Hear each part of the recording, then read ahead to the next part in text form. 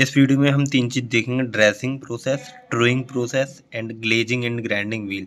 तो जो grinding chapter है मैकेनिकल इंजीनियरिंग के अंदर, उसमें वन लाइनर इसमें से बहुत पूछे जाते हैं।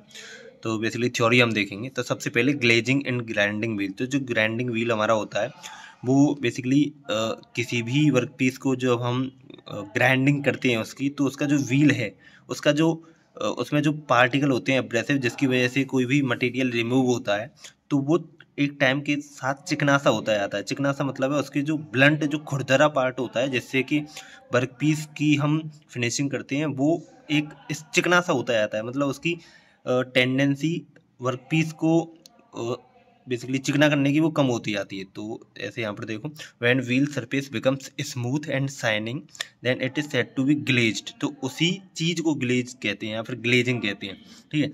This indicate wheel is blunt, abrasive grains are not sharp. जो ग्रेन्स होते हैं एब्रेसिव खुरदरे जो ग्रेन्स होते हैं वो शार्प नहीं होते। शार्प का मतलब पैने नुकीले नहीं होते, वो चिकने होते जाते हैं। मतलब एक तरीके से कह दो कि व्हील खराब सा होता जाता है, ठीक है। इसमें यही लिखा है कि glazing is caused by grinding hard materials on a wheel loses it's cutting efficiency, ठीक है। ये सब हो गया। अब दूसरा है ट्रूइंग प्रोसेस। ट्रूइंग में बेसिकली जो हमारा ग्राइंडिंग व्हील होता है उसकी शेप को चेंज करना, मतलब डायमीटर घटा बढ़ा सकते हो, ये सब। अब देखते हैं ड्रेसिंग।